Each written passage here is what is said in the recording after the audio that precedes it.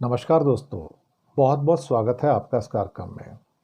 Good morning India के इस programme में आज पेश करने जा रहे हैं कि अमेरिका के टैरिफ और 2 दिन में चालू हो जाएंगे और ये टैरिफ प्यूनिटिव टैरिफ होंगे। भारत के ऊपर भी करीब 20% का टैरिफ आएगा सभी सामानों के ऊपर, चाहे वो जेम्स एंड ज्वेलरी हो या दवाइयाँ हों या बाकी सामान हो या फिर हमारे सर्विस एक्सपोर्ट क्यों ना हो, जिनके ऊपर अभी तक 0% ड्यूटी लगती है। तो भारत को उससे काफ़ी नुकसान होने का अनुमान है। एक मेजर खबर है कि अमेरिका ने ब्रिटेन के अंदर बहुत सारे एटम बम्स जो हैं वो डिप्लॉय कर दिए हैं और ये अभी कुछ ही दिन पहले जुलाई के अंदर अभी सप्लाई किए गए सारे के सारे और कई एरियाज़ में वहाँ डिप्लॉय किया गया। हालांकि ये एटम बम यूरोप के कई जो देश हैं वहाँ अमेरिका पहले भी डिप्लॉय कर चुका है। स्टारलिंक की सर्विसेज भारत में शुरू होने जा रही हैं, लेकिन सुनने में आया कि सिर्फ 20 लाख लोगों तक ही सीमित हो जाएगी। स्पीड 200 MB से ऊपर की नहीं होगी और काफ़ी महंगा होगा, करीब 3000 रुपये महीने का होगा। तो भाई अमीरों के लिए तो ठीक है, लेकिन आम आदमी तो 3000 रुपये महीना देने को तैयार नहीं होगा।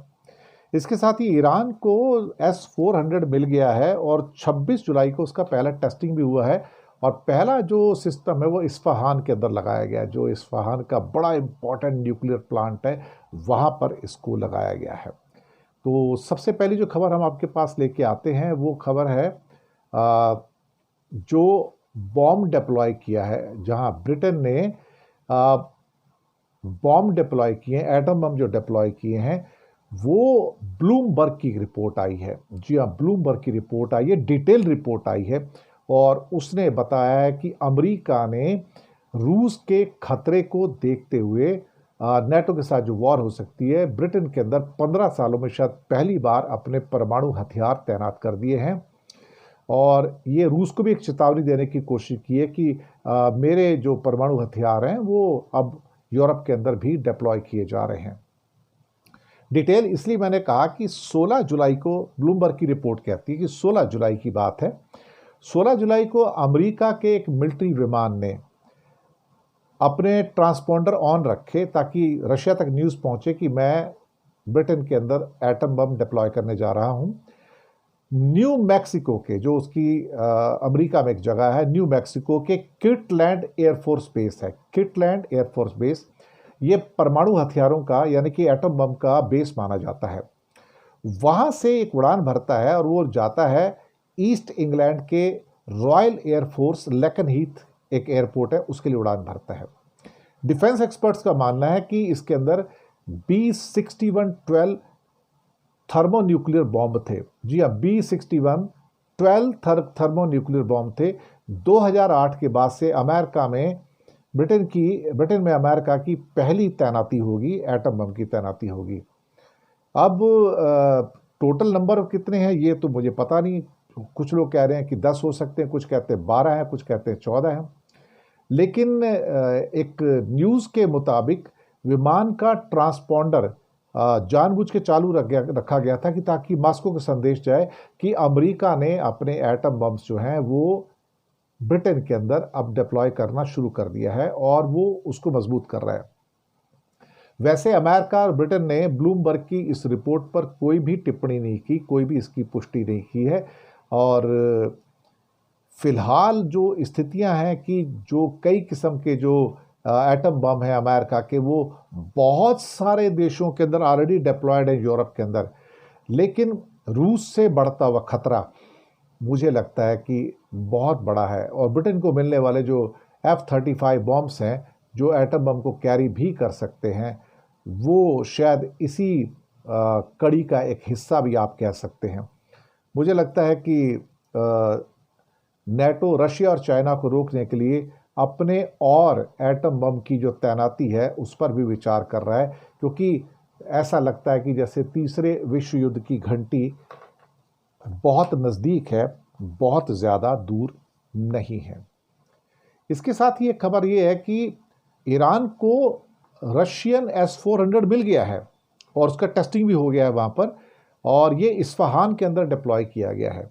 जी हाँ, ईरान की डिफेंस मीडिया आउटलेट Birun.info की इंफॉर्मेशन आती है 26 जुलाई को, यानी कि आज से करीब 4 दिन पहले 26 जुलाई को तेहरान से 440 किलोमीटर साउथ में इस्फहान सिटी के अंदर इसको डिप्लॉय किया गया है वहाँ पर इसका पूरा का पूरा टेस्टिंग भी किया गया है। और ये S-400 आपको पता है कि इंडिया के पास भी है, और ये पहली ईरान के अंदर रियल तैनाती ये अब इसमें निकल के आई है। इसका मतलब है कि इस्फहान के अंदर अब इज़राइल के लिए किसी भी किस्म की बॉम्बिंग इतना आसान नहीं होगा, और ना मिसाइलों के द्वारा, ना ही उनके हवाई जहाज़ों के द्वारा। पहले जो रशिया की S-300 थी वो इतनी मजबूत नहीं थी, लेकिन S-400 सिस्टम सबसे एडवांस एयर डिफेंस सिस्टम इसे माना जाता है। और इसकी तैनाती के बाद इस्फहान के अंदर इजरायली एयरफोर्स के प्लेन्स का आना काफ़ी मुश्किल माना जाएगा, क्योंकि ये जिस हिसाब से उनको हिट करेगा उससे फिर ये विमान बच नहीं पाएंगे। और इसकी क्षमता भी काफ़ी है, ऑलमोस्ट 400 किलोमीटर की दूरी तक तो ये बड़े आराम से नष्ट कर सकता है किसी भी अपने टारगेट को। वो मिसाइल भी हो सकती है, वो एक हवाई जहाज़ भी हो सकता है, फाइटर प्लेन जैसे कि होता है वो है। तो अब 26 जुलाई को उसका टेस्टिंग हो गया, यानी कि पहला सिस्टम जो पहली बैटरी है वो उसको वहाँ पर मिल गई है। स्टारलिंक की एक खबर है कि स्टारलिंक इंडिया में स्टार्ट तो होने जा रहा है, लेकिन एक मिनिस्टर साहब का ये कहना है कि ये सिर्फ ले दे के 20 लाख कनेक्शन इनके आएंगे, वो भी अमीर लोग ही यूज़ कर पाएंगे, यानी कि 3,000 रुपये महीना, और किट के लिए 30 से 35,000 रुपये खर्च करना होगा।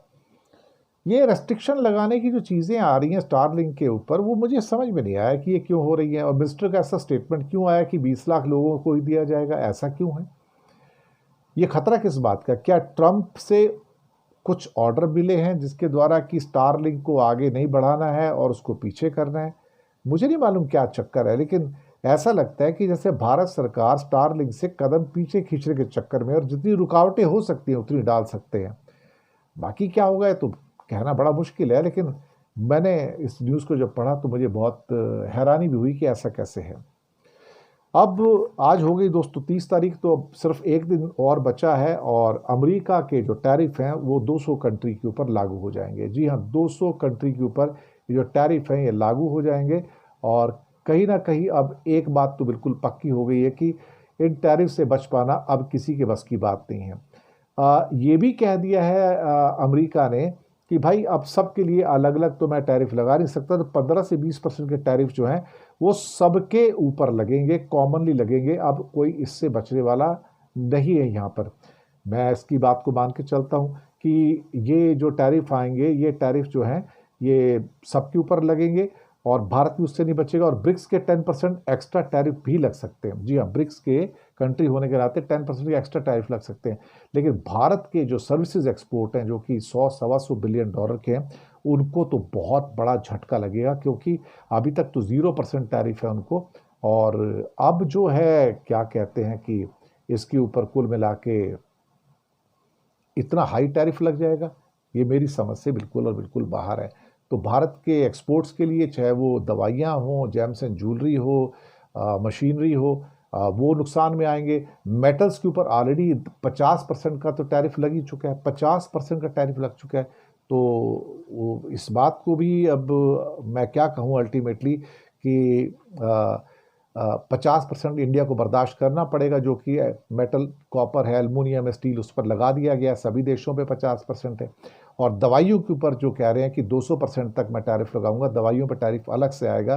तो भारत के लिए काटो तो खून नहीं, क्योंकि भारत ने डील की नहीं है। अब डील नहीं हुई तो सबके ऊपर एक प्यूनिटिव टैरिफ जो है वो आने जा रहा है, और आप उसके बदले में कुछ कर भी नहीं पाएंगे।